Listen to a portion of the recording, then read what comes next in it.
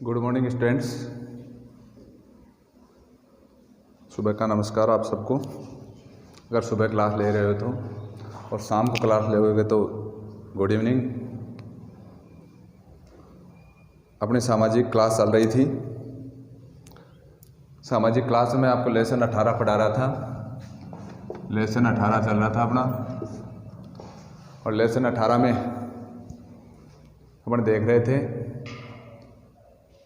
उपभोक्ता। और मैंने आप लोगों को बताया था इस लेसन में 3 टॉपिक हैं।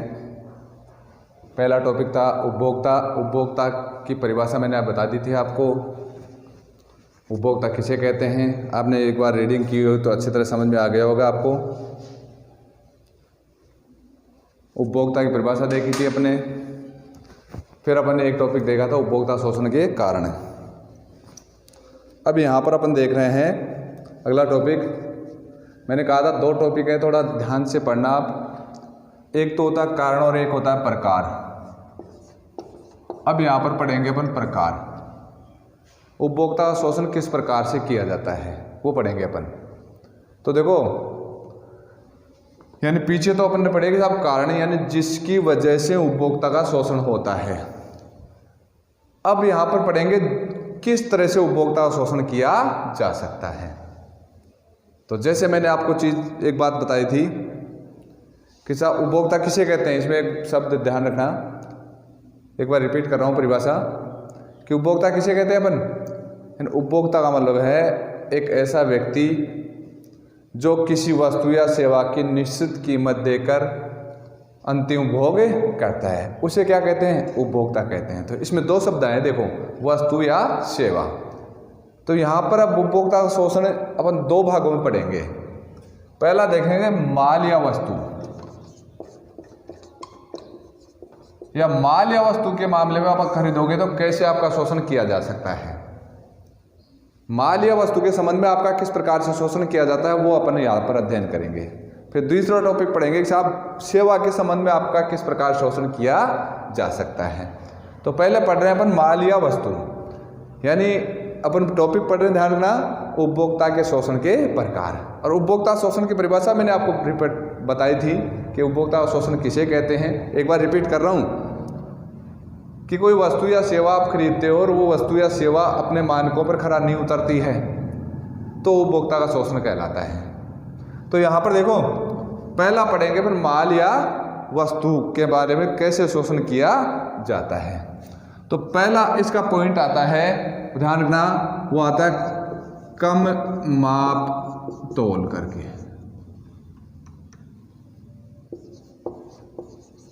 कम माप तोल से, यानी पहला टॉपिक आता है इसका कि उपभोक्ता शोषण वस्तु या माल के मामले में, वस्तु या माल के संबंध में किस प्रकार से किया जा सकता है।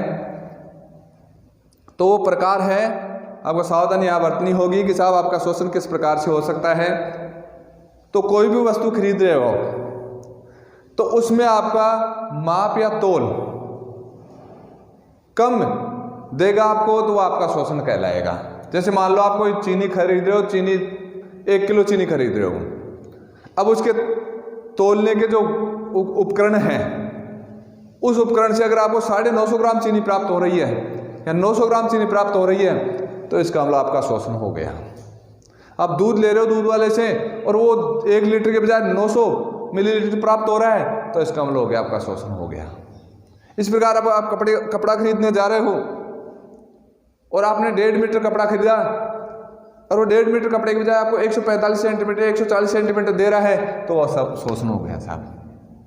और आप बाजार में जाते हो, सामान खरीदते हो तो खूब सारे ऐसे आप उपकरण दिख जाएंगे। मैंने आपको पहले बताया था कि साहब आपके गाँव में, ढाणियों में सब्जी बेचने आते हैं। पहले खूब आते थे, अब भी आते हैं। तो उसमें क्या होता है कि उनके जो वाट होते हैं आपने देखे होंगे, पत्थरों के होते हैं। कपड़ा खरीदने गए कहीं पे और कपड़ा खरीदने वहाँ पर आपने मीटर को देखा होगा, गेज को देखा होगा, तो दोनों तरफ से घिसा हुआ मिलेगा आपको। तो इस प्रकार से ये शोषण का पहला प्रकार हो गया, जिसको अपन कहेंगे कम माप तोल करके, यानी कम माप तोल करके उपभोक्ता का शोषण किया जाता है। फिर आता देखो दूसरा शोषण, यानी किस्म है, क्वालिटी है, वो जो बताई गई है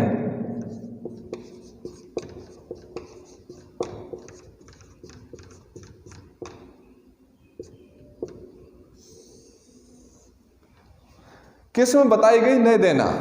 यानी मार्केट में जाते हो आप, मार्केट में खूब सारा सामान खरीदते हो, वो सामान आप किस्म या क्वालिटी देखकर खरीदते हो। अब किस्म या क्वालिटी देखकर आप सामान खरीद रहे हो और वो किस्म या क्वालिटी आपको प्राप्त नहीं हो रही है। जैसे मान लो आपने रेमंड के नाम से कपड़ा खरीदा,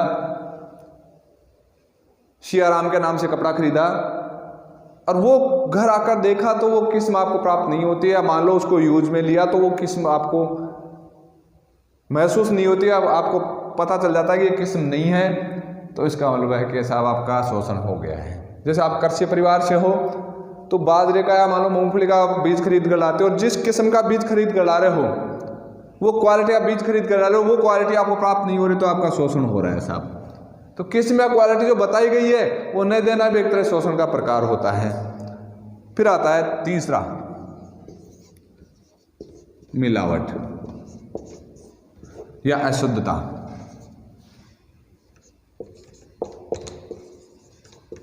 मिलावट या अशुद्धता,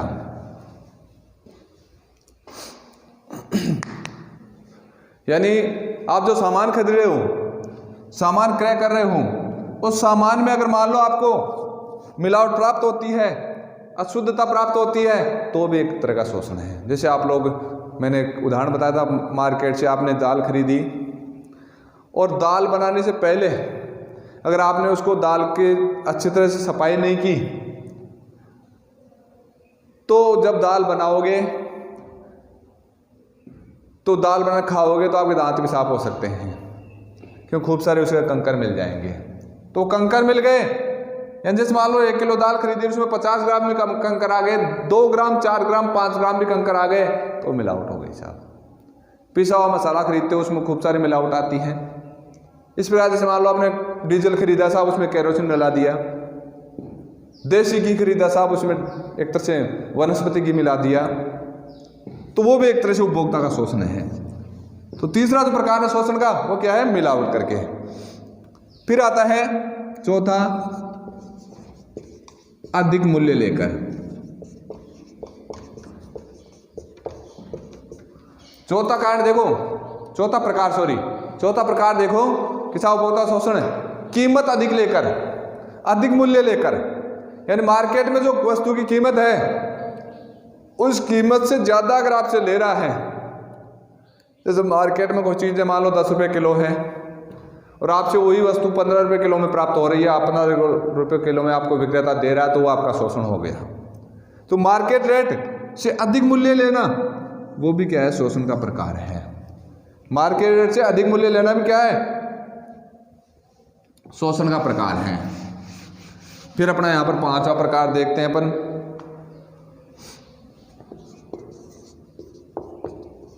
गुणवत्ता का भाव।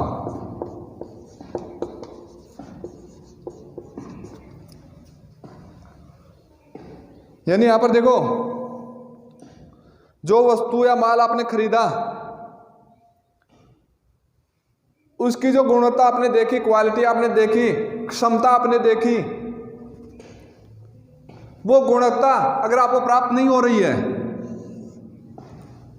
वो एक तरह से कहेंगे शुद्धता या गुणवत्ता है, मान लो क्वालिटी आपको प्राप्त नहीं हो रही है, या क्षमता कह सकते हैं। यानी जो चीज आपने जिस क्षमता के लिए, गुण के लिए खरीदा, वो क्षमता या गुण आपको प्राप्त नहीं हो रहा है, तो इसका मतलब हो गया आपका शोषण हो रहा है।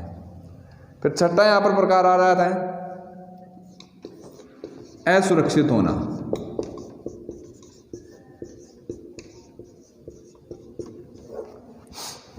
वस्तु या माल का असुरक्षित होना। अब देखो, अब तक तो जो इतना भी शोषण हुआ ना, उस शोषण से आपका आर्थिक हानि हो सकती है, मानसिक हानि हो सकती है, लेकिन अब जो प्रकार आ रहा है, इस प्रकार से शारीरिक नुकसान भी हो सकता है। असुरक्षित होना, जैसे मान लो आपका इलेक्ट्रॉनिक सामान खरीदा, आपने इलेक्ट्रॉनिक वस्तुएं खरीदी, अब उस इलेक्ट्रॉनिक वस्तुओं में अगर आपको क्वालिटी ठीक प्राप्त नहीं हुई तो उसमें क्या होगा कि साहब उससे फॉल्ट होने की संभावना रहेगी और आपके शारीरिक नुकसान होने की संभावना पूरी रहती हैं। उसी प्रकार जैसे मान लो आपने कोई पैकिंग फूड या पैकिंग सामान खरीदा, उस पैकिंग सामान में अगर मान लो मिलावट है, मिलावट से पॉइजन बन गया,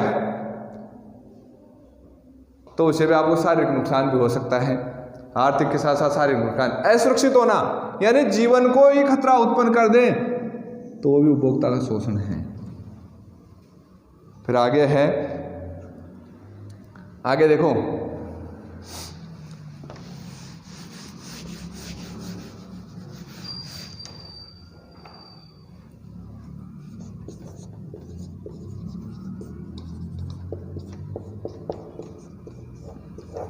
कमी को छुपाना, यानी सीधी सी बात है दोष या कमी, इसको दोष भी कह सकते हैं अपन, दोष या कमी को छुपाना, जानबूझकर छुपाना और विक्रेता को वस्तु दे देना विक्रेता द्वारा, तो वो भी क्या है, एक तरह से उपभोक्ता का शोषण है। तो अपन ने यहाँ पर पढ़ा किस मामले में, माल या वस्तु के मामले में, यानी माल या वस्तु के संबंध में किस प्रकार से शोषण किया जा सकता है।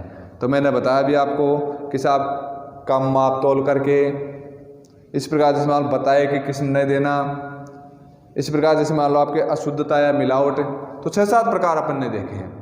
अब दूसरा टॉपिक अपन यहाँ पर देखेंगे, वो दूसरा टॉपिक देखेंगे कौन सा, अब एक पॉइंट और रह गया इसमें, देखो 8वां,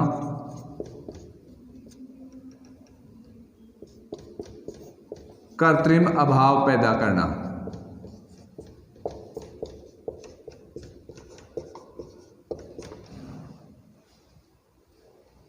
यानी ये भी एक तरह शोषण का प्रकार है। कृत्रिम अभाव पैदा करना, अभाव का मतलब कमी। अब आप लोगों को इकोनॉमिक्स से शुरू के पार्ट में पढ़ाऊंगा तब बताऊंगा कि साहब कीमत हमेशा मांग और पूर्ति पर निर्भर करती है। कीमत हमेशा किस पर निर्भर करती है, मांग और पूर्ति पर।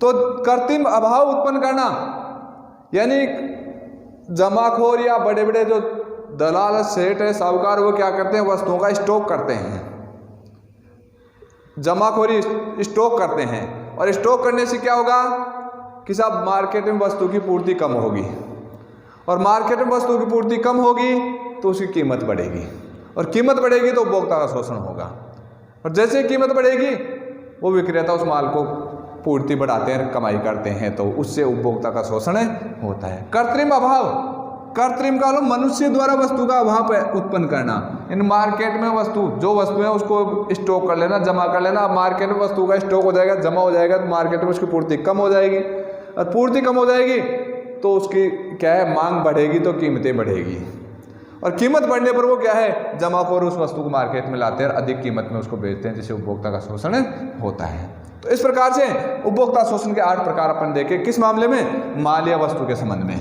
अब पढ़ेंगे सेवा के संबंध में। किस मामले में बताओ, सेवा के संबंध में। कि साहब सेवा के संबंध में किस प्रकार से क्या है, उपभोक्ता का शोषण किया जा सकता है।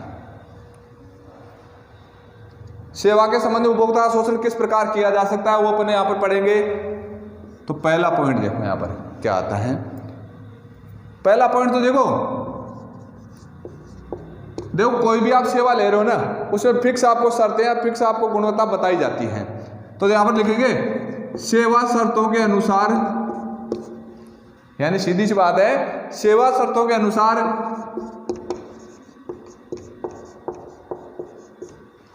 सेवा प्रदान न करना, या गुणवत्ता प्रदान न करना, या क्वालिटी प्रदान न करना, यानी सेवा प्रदान न करना।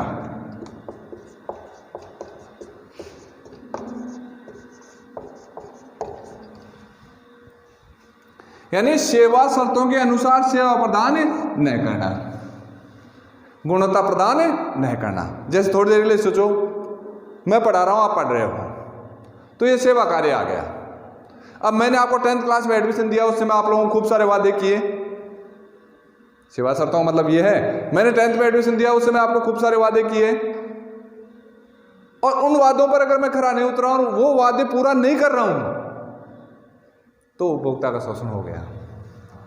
यानी सेवा देते समय जो शर्तें निर्धारित थी, नियम निर्धारित थे, उसके अनुसार सेवा प्रदान न करना। जैसे मैंने कहा था कि आपको प्रत्येक सब्जेक्ट की अच्छी क्वालिटी के, अच्छी गुणवत्ता के टीचर प्राप्त होंगे, लगातार आपकी क्लासें लगेगी, और अगर मान लो मैं कोर्स ही पूरा न कराऊं, टीचर क्या है, एक तरह से अच्छी गुणवत्ता न लेकर आऊँ तो वहाँ पर आपका शोषण हो गया साहब।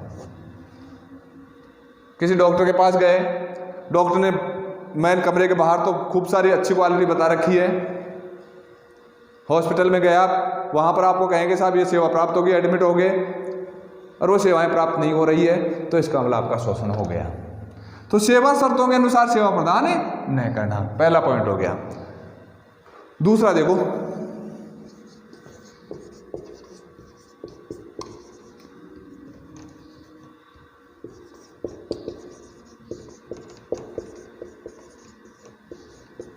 सेवा का असुरक्षित या दोषपूर्ण होना।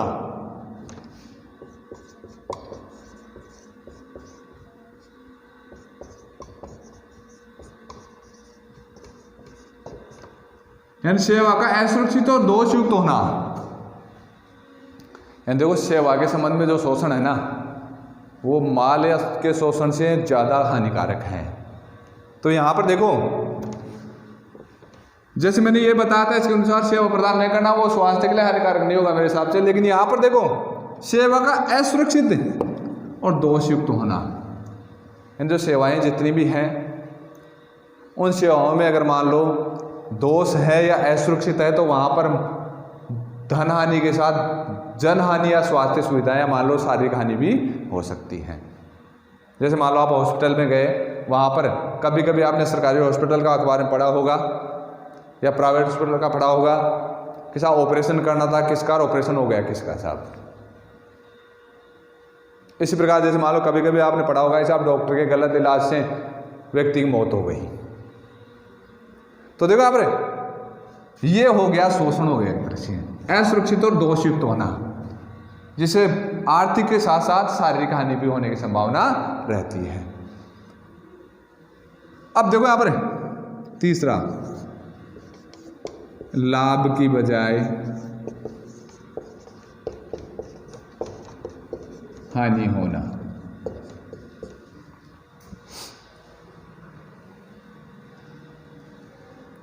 यानी आप किसी से सेवा लेने गए थे, सेवा का लाभ लेने गए थे, उस सेवा के लाभ में आपको लाभ मिलने की बजाय हानि हो गई।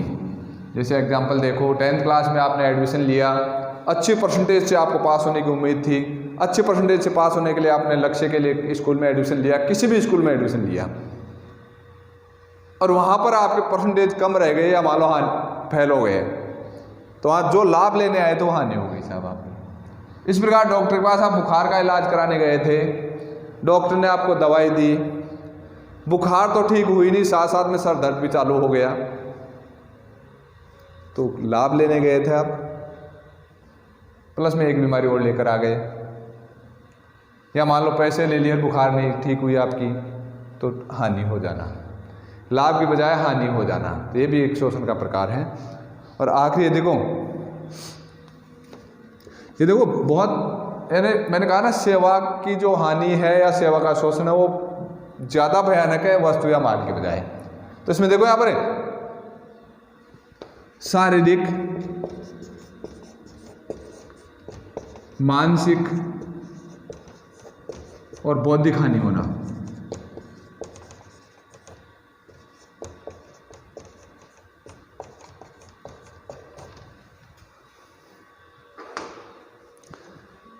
यानी शारीरिक, मानसिक और बौद्धिक क्षति होना या हानि होना। देखो यहां पर सेवा क्षेत्र में जो शोषण से तीनों प्रकार की हानि की संभावना रहती है।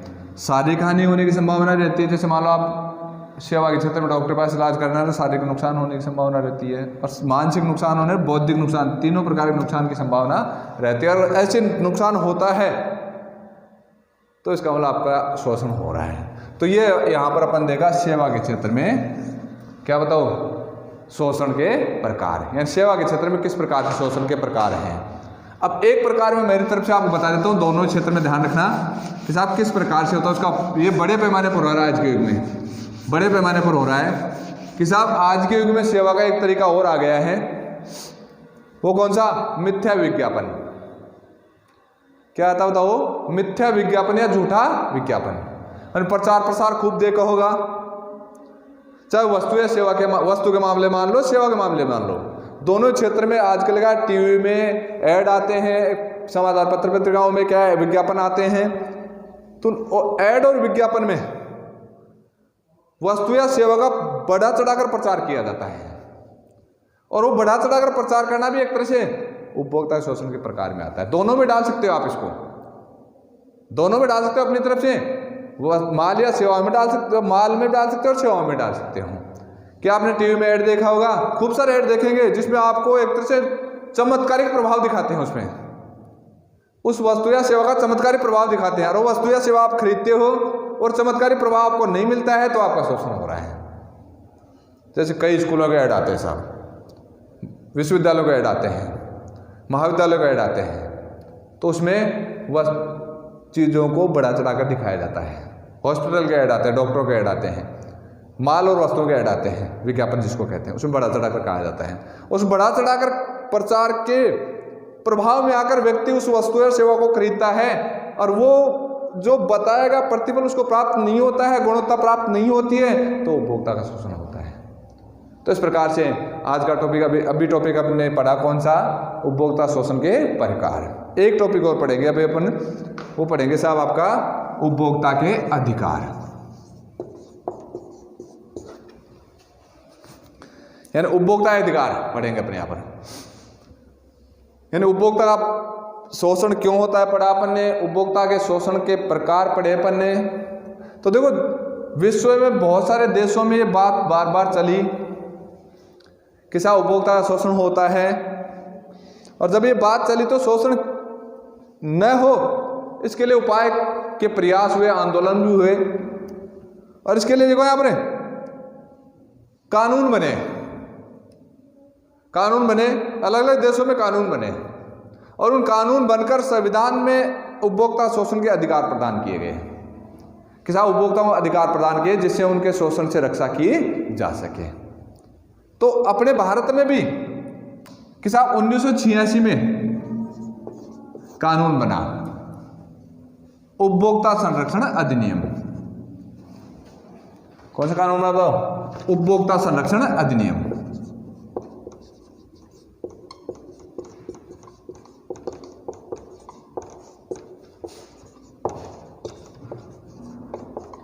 उपभोक्ता संरक्षण अधिनियम कब बना, 1986 में, और उस अधिनियम में उपभोक्ताओं को अधिकार प्रदान किए गए। और कितने अधिकार प्रदान किए गए, 6। बाद में उपभोक्ताओं को अधिकार प्रदान किए गए, कितने बताओ, 6 अधिकार प्रदान किए गए। शॉर्ट में इसको कोपरा कहते हैं।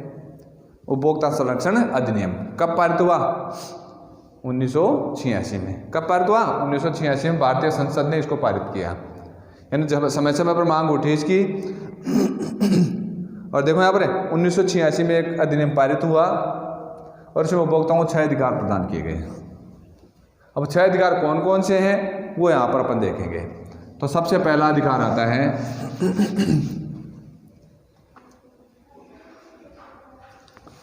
पहला अधिकार देखो,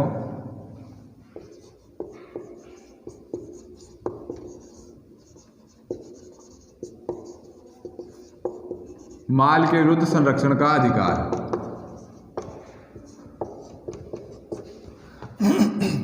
पहला अधिकार कौन सा हो रहा, तो माल के, यानी यहां पर देखो माल के विरुद्ध संरक्षण का अधिकार, यानी अगर आप कोई माल खरीद रहे हो, वस्तु खरीद रहे हो, सेवा खरीद रहे हो, और उस सेवा और वस्तु से आपका शारीरिक हानि होती है, मानसिक हानि होती है, तो उसके विरुद्ध संरक्षण का अधिकार प्रदान किया गया है। अगर ऐसी हानि हो तो आप उससे सुरक्षा के लिए अप्लाई कर सकते हो और सरकार उससे आपको सुरक्षा की गारंटी प्रदान करती है। अब उस गारंटी में नहीं कि जैसे मान लो कि साहब डॉक्टर से इलाज कराने गए, अब डॉक्टर से इलाज कराने गए तो साहब उसके डॉक्टर के इलाज से मान लो अपाहिज हो गया कोई व्यक्ति, अपाहिज को पैर तो वापस नहीं लाया जा सकता हम, लेकिन उससे जो क्षति होगी उसकी पूर्ति करने का अधिकार प्रदान किया गया है। वो उसके विरुद्ध अपील कर सकता है और उस अपील की सुनवाई होकर क्या है उसको क्षतिपूर्ति की जा सकती है, यानी उसको आर्थिक सहायता प्रदान की जा सकती है। तो पहला है माल के विरुद्ध संरक्षण का अधिकार, यानी जो भी क्षति होती है उसकी पूर्ति का अधिकार उपभोक्ता को प्रदान किया गया है। फिर दूसरा देखो, सूचित किए जाने का अधिकार।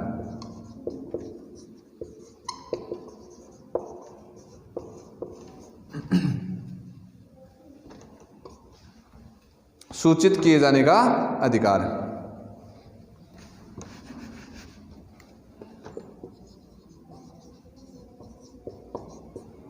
सूचित किए जाने का अधिकार, यानी यहां पर देखो इसका मतलब क्या है, इसका मतलब यह है कि कोई भी माल या वस्तु आप खरीदने जा रहे हो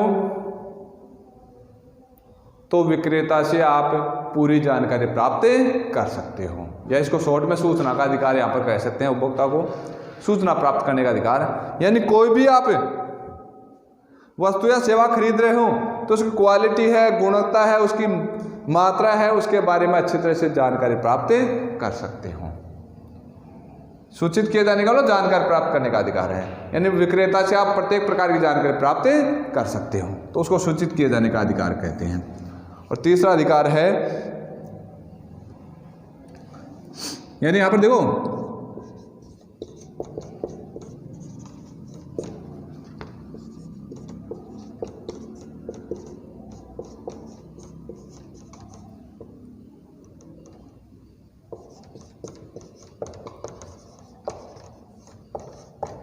ये क्या है, देखो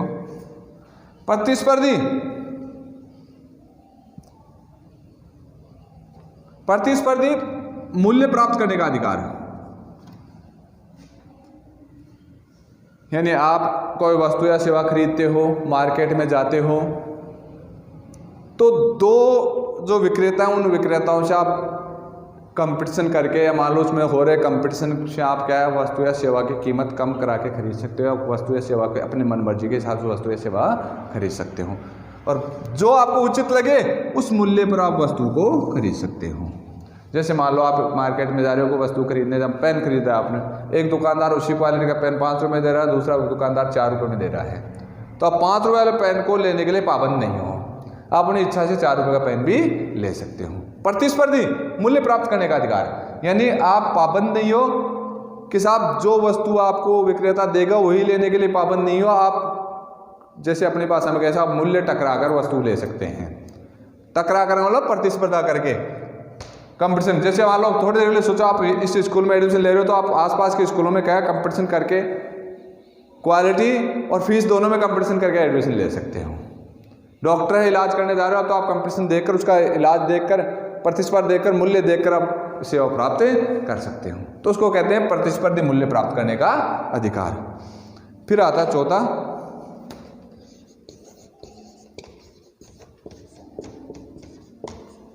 उचित फोरम, यानी उचित फोरम पर, उचित फोरमों में ध्यान पाने का अधिकार,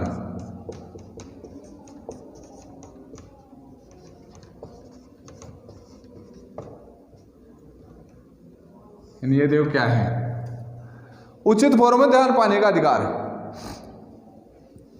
इसका मतलब यह है कि अगर आपका शोषण हो रहा है, शोषण हो रहा है तो आप अपील कर सकते हो, अपील का अधिकार है एक तरह से। उचित फॉर्म जहां पर आपकी शिकायत हो सकती है, आगे पढ़ेंगे अपन कि साहब अपने देश में उपभोक्ता संरक्षण के 3 स्थान पर 3 जगह क्या है उपभोक्ता न्यायालय स्थापित किए गए हैं, जिसको जिला मंच कहते हैं, राज्य आयोग कहते हैं, राष्ट्रीय आयोग कह सकते हैं। तो जहां पर आपकी अपील हो सकती है वहां पर अपील पाने का, ध्यान पाने का अधिकार आपको है, शिकायत करने का अधिकार आपको है। अगर आपका शोषण हो रहा है तो ये नहीं शोषण को देखकर या सुनकर या पाकर या शोषण हो गया तो ठग गया आप, तो उससे चुपचाप बैठे रहो, नहीं। अधिकार देता है 1986 का अधिनियम कि आप उचित फोरम पर, फोरमों का मतलब होता है एक तरह से मंच जो स्थापित किए गए कानून के द्वारा, उस मंच पर आप शिकायत कर सकते हो।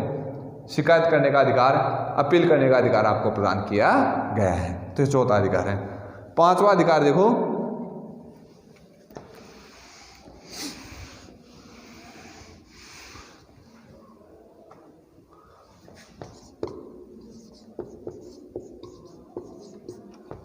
यानी शोषण हो रहा है आपका, तो शोषण के विरुद्ध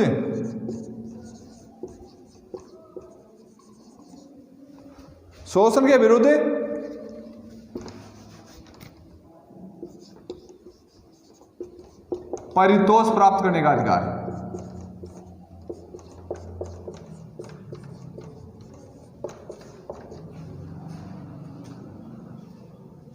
यानी ये अधिकार क्या कहता है कि अगर आपकी ठगी हो रही है, शोषण हो रहा है, तो यहां पर शिकायत कर सकते हो, शिकायत का अधिकार होगा। शिकायत हो गई तो वहां पर क्या आपको जितना शोषण हुआ उस शोषण के परितोष यानी उसका लाभ यानी वापस उस घाटे की पूर्ति करने का अधिकार आपको प्राप्त है। वो फॉर्म क्या है, आपको जितना नुकसान हो उस नुकसान की भरपाई विक्रेता से करवाएगा। शोषण के विरुद्ध परितोष का अधिकार। आप अखबार पढ़ते हो तो उसमें कभी कभी पढ़ना कि साहब उपभोक्ता मंच ने इस विक्रेता को इतने रुपए का हर्जाना लगाया है साहब, तो वो क्या है, वो शोषण के विरुद्ध परितोष का तरीका है। यानी परितोष का मतलब प्रतिफल या मान लो उसकी लाभ की हानि की पूर्ति करना, जो हानि हो उसकी नुकसान की भरपाई करना। भरपाई पाने का अधिकार किसको है बताओ, उपभोक्ता को है। और लास्ट है उपभोक्ता यानी उपभोक्ता को शिक्षा का अधिकार। एक तरह से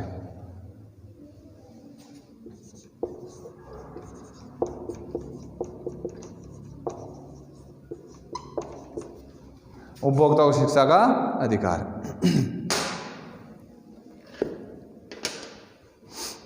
यानी यहां पर देखो, इसका मतलब क्या है कि उपभोक्ता को पूरी जानकारी, अपने अधिकारों की जानकारी पाने का अधिकार है। और सरकार का दायित्व बनता है यहां पर, चाहे वो केंद्र सरकार हो, राज्य सरकार हो, चाहे जिला स्थानीय निकाय हो, उनका दायित्व है कि उपभोक्ताओं को उनके अधिकारों की जानकारी प्रदान करें, शिक्षा प्रदान करें। और उनके अधिकारों की जानकारी प्राप्त करने का अधिकार उपभोक्ता को है। तो उपभोक्ता के अधिकार अपन ने देखे यहाँ पर। उपभोक्ता किसे कहते हैं अपन पढ़ा अपन ने, उपभोक्ता शोषण के प्रकार पढ़े अपन ने, उपभोक्ता शोषण के कारण पढ़े अपन ने, अब उपभोक्ता के अधिकार पढ़े अपन ने। अब आगे क्लास में पढ़ेंगे अपन उपभोक्ता के आगे पॉइंट, जैसे कर्तव्य आ गए, या मान लो उपभोक्ता शोषण के आगे पढ़ेंगे उपभोक्ता शोषण के लिए क्या है, उचित फॉर्म कौन कौन से जहां पर उपभोक्ता अपनी शिकायतों का निवारण करवा सकता है। ठीक है, धन्यवाद।